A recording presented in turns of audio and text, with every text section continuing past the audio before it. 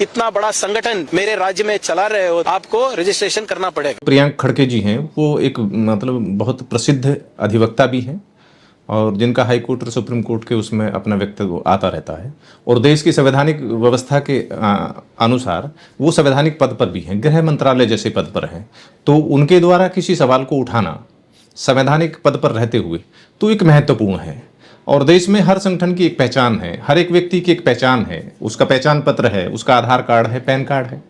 अगर वो वित्त से संबंधित तो पैन कार्ड है, तो उसका सब जब सरकार है टैक्स मांगती है और हमसे हर व्यक्ति से पूछती है कि ये पैसा कहाँ से आया, तो कोई संगठन है और वो संगठन किसी व्यवस्था को जन्म दे रहा है, किसी व्यवस्था को जन्म देने की बात कर रहा है, किसी व्यवस्था के पहचान की बात कर रहा है, तो सरकार को या संवैधानिक पदाधिकारियों को संविधान की शपथ ली है, संवैधानिक व्यवस्था को अक्षुण्ण रखने के लिए जानने का हक है और ये देना चाहिए। उनकी जो बात है वो बात है कि जिन्होंने आप जिंदा होने का प्रमाण दिया है। नहीं तो संवैधानिक पदों पर बैठकर संवैधानिक व्यवस्था को अक्षुण्ण रखने की बात करने वाले आज बहुत कम लोग बचे हैं। सब धर्म के धंधे में पढ़े लिखे को अंधा बनाने की बात कर रहे हैं और मूर्खिस्तान और पाखंडिस्तान बनाकर देशवासियों का बौद्धिक हरण करके, बौद्धिक अपहरण करके, मति हरण करके चरित्र हरण कर रहे हैं। तो प्रियंक खड़गे जी, उन्होंने जो डॉक्यूमेंट मांगे हैं संघ वालों से, तो क्या जानते नहीं है कि इनके रजिस्ट्रेशन है ही नहीं? कोई भी बात संवैधानिक प्रमुख ने कही है और जो आज तक देखा गया है कि आरएसएस एक बहुत बड़ा संगठन है जिसकी पूरे लगभग 89,000 शाखाएं पूरे देश में चलती हैं और कितने सक्रिय सदस्य हैं, जिनको मानदेय भी या किसी तरह से आने जाने की जो व्यवस्थाएं होती हैं तो कहीं से तो होती हैं, जिनके बहुत सारे स्कूल भी चलते हैं नागपुर में और दिल्ली में, बहुत बड़ी बड़ी जिनकी इमारतें हैं, बिल्डिंग हैं, भवन हैं और हर प्रांत में, हर जिले में लगभग जब से सरकार आई है तो कार्यालय बने हैं। तो पैसा बगैर फंड के तो होता नहीं है। तो जो आया है उन्होंने अपने प्रांत की बात कही है, अपने क्षेत्र की बात कही है और संवैधानिक व्यवस्था के अनुसार बात कही है, तो उनको जानने का हक है और वो पूरे उसमें सार्वजनिक रूप से अखबारों के माध्यम से, सोशल मीडिया के माध्यम से भी देश को जनाना चाहते हैं, तो ये आना चाहिए। और राष्ट्रीय स्वयंसेवक संघ है, अगर वो राष्ट्र के प्रति स्वयंसेवक संघ है तो उनको देना चाहिए। और जब अगर वो स्वयंसेवक संघ नहीं है और स्वयं का सेवक है तो फिर भी व्यक्तिगत रूप से भी देना पड़ता है। लेकिन मोहन भागवत ये भी बोले हैं कि जब हिंदू धर्म का एक कहीं पर रजिस्ट्रेशन नहीं है तो हम क्यों दिखाएं? किस धर्म का रजिस्ट्रेशन है उनको ये भी बताना चाहिए। नहीं, हिंदू धर्म का रजिस्ट्रेशन, हिंदू तो कोई धर्म है ही नहीं। मोहन भागवत जी भी पहले कह चुके हैं, माननीय मुख्यमंत्री प्रधानमंत्री जी भी कह चुके हैं और भारत सरकार भी कह चुकी है, माननीय सुप्रीम कोर्ट भी कह चुके हैं कि हिंदू कोई धर्म नहीं है। जो कर्म से हीन है और धर्म में दीन है, जिसके सामाजिक, आर्थिक, राजनीतिक, शैक्षणिक और मानवीय अधिकार नहीं है, जिन्हें मानवीय अधिकारों से वंचित करके तिरस्कृत किया गया हो, जन्म, जाति और धर्म के नाम पर वर्ग विभाजन करके गैर बराबरी और छूत अछूत के नाम पर उनको डांटा गया हो, काटा गया हो, छाटा गया हो, और जिसमें साम दाम दंड भेद छल कपट मर्म विभेद की बात पर जिसमें अति है।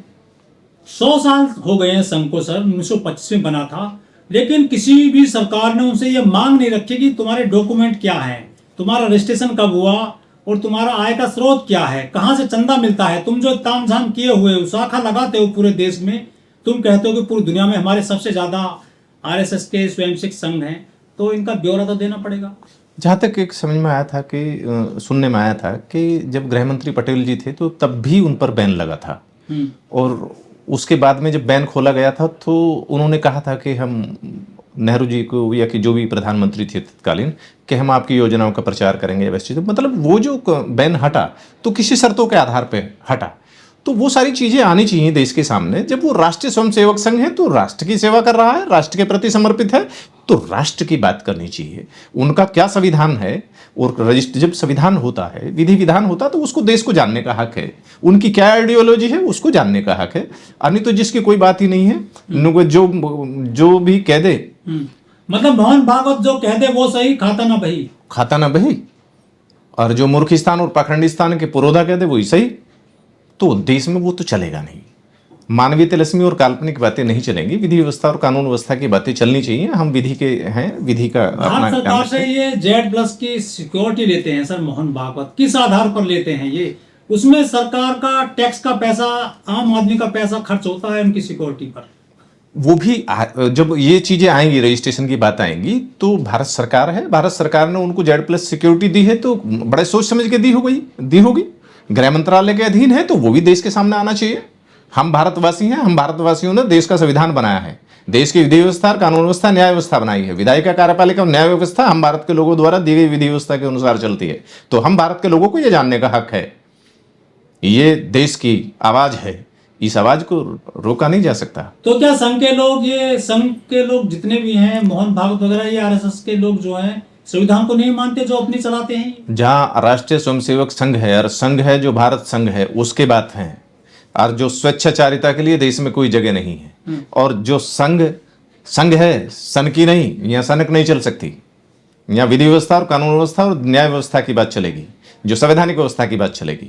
मैं भी RSS का राष्ट्रीय स्वयंसेवक रहा हूँ, परंतु मैं स्वयंसेवक रहा हूँ जो उसका मेरी अपनी एक आइडियोलॉजी रही है कि संघ चलो, और जो चलने की स्थिति नहीं उसका हाथ पकड़ के संघ ले चलो। देश में विधि व्यवस्था हो, शिक्षण प्रशिक्षण हो, शिक्षा, चिकित्सा, स्वास्थ्य सुविधाएं हो, सबको समता, समानता और स्वतंत्रता की अधिकार मिले। मैं उस संघ को मानता हूँ, उस संघ को जानता हूँ और उसको पहचानता हूँ। इसके सिवा अगर कोई बात करता है, राजनीतिक गुलामी की बात करता है, अडानिस्तान अंबानिस्तान की बात करता, पाखंडिस्तान की बात करता, तो मैं उस संघ को नहीं मानता। लेकिन देश में जो राजनीति है उसमें डायरेक्ट इनडायरेक्ट इंटरफेयर होता है संघ का, लेकिन अपने डॉक्यूमेंट नहीं दिखाते हैं। ये जो इतनी एक्टिविटी कर रहे हैं, यदि कोई मुस्लिम कोई संगठन चलाता है तो उस पर UAPA की धाराएं लगा दी जाती है, उनको जेल में डाल दिया जाता है। ये तो बहुत सारी शाखाएं लगाते हैं जिनका कोई परमिशन नहीं होता, अनुमति नहीं होती है कहीं पर भी। ऐसे ना हमारे यहाँ एक छद्म भेष में एक प्रतीकात्मक शक्तियों को बैठा के उसका एक फोबियो बनाया जाता है। किसी भी संघ के स्वयंसेवक में इतनी हैसियत नहीं है, बीजेपी उनको इतना महत्व नहीं देती कि उनको किसी चुनाव में लड़ाया जा सके।